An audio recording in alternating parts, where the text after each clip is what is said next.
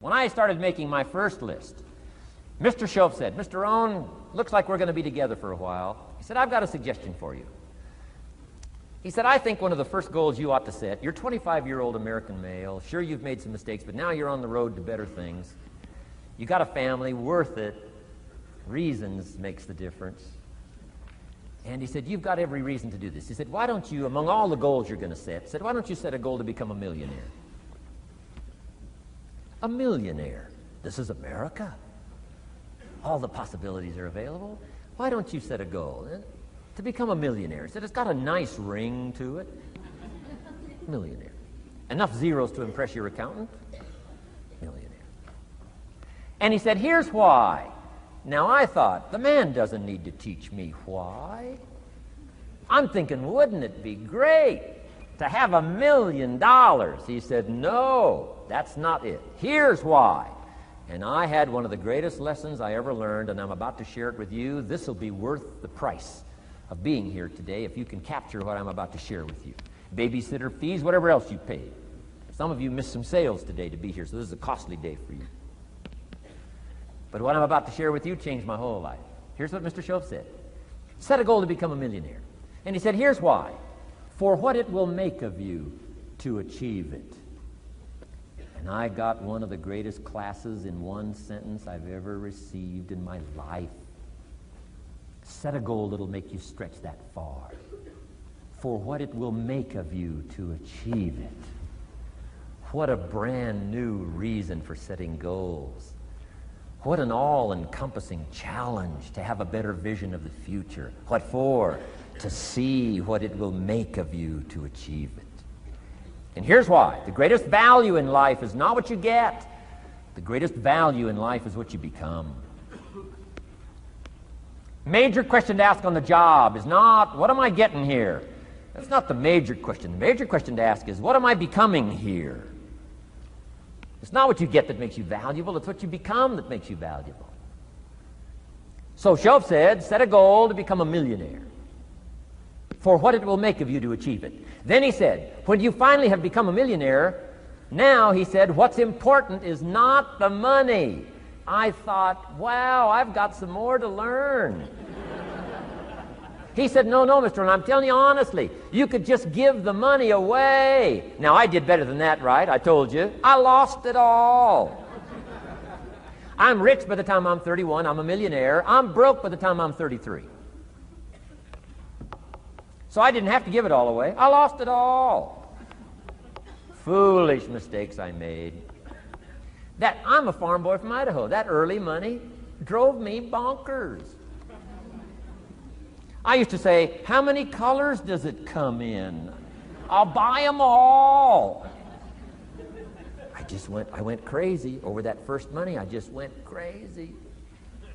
And then I made that one foolish mistake, right? Continuing guarantee. I mean, I'm so naive off the farm. I don't know what continuing means. And a few other mistakes. And by the time I'm 33, I'm broke. Now I've made and lost millions since then. But what an experience that was. And I'm telling you, the man was right. When I finally was broke at age 33, guess what I discovered? My money did not mean that much. It represented only a fraction of all my assets. Shoaff said, once you become a millionaire, Mr. Rohn, you can give all the money away. Because he says, what's important is not the money. What's important is the person you've become. Now, let me give you the key phrase on setting goals. Set the kind of goals that will make something of you to achieve them. Set the kind of goals that will make something of you to achieve them.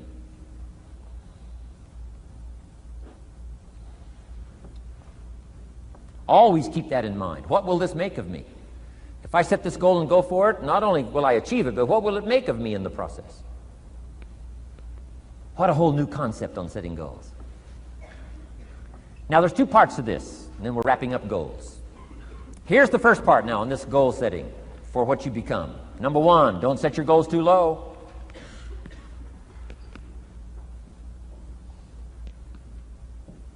Interesting, we teach in leadership. You'll find it on the cassettes. Don't join an easy crowd. You won't grow. Go where the expectations are high. Go where the demands are high. Go where the pressure's on to perform, to grow, to change, to develop, to read, to study, to develop skills. I belong to a small group. We do business around the world. You cannot believe the expectations at that level.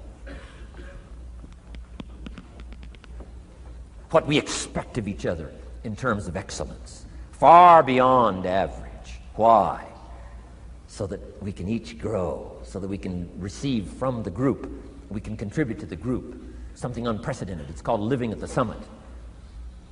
Go where the demands are high. Go where the expectations are strong, so that it'll provoke you, push you, urgently insist that you not remain the same for the next couple of years, the next 5 years, that you'll grow and change. So don't set your goals too low. The guy says, well, I don't need much. Well, then you don't need to become much.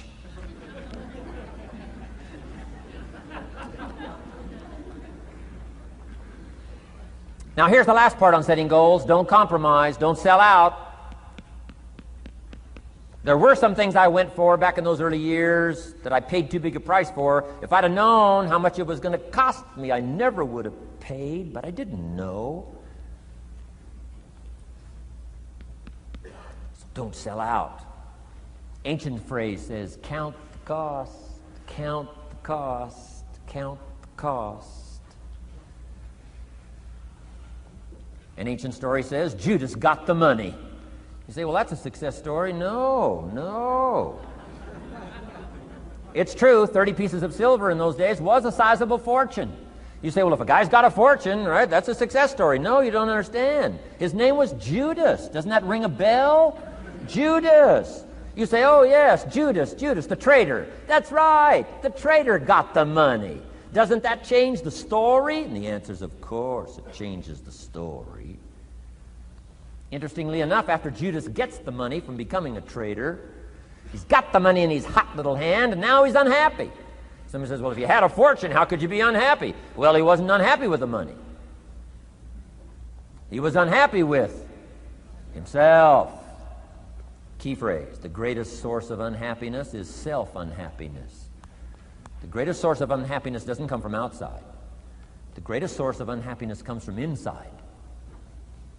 And here's where the erosion starts, doing a little less than you could.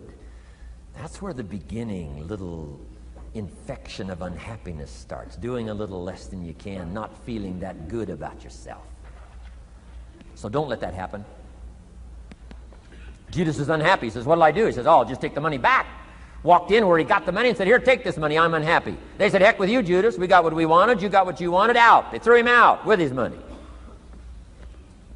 Judas says, well, what'll I do now? He says, oh, clever. Should have thought of this first. I'll just throw the money away. And he proceeded to throw his fortune away. Why would he throw his fortune away? He was so unhappy with himself.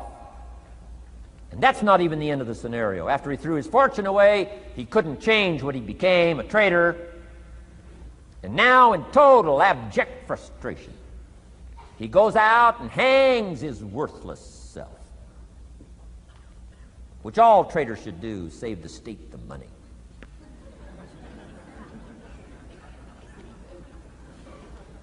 Why such a tragic end? Because he was so unhappy with himself. He sold out. He paid too big a price.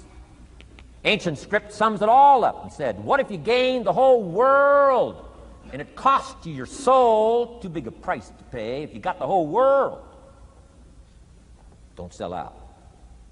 Don't compromise your values. Don't compromise your virtues.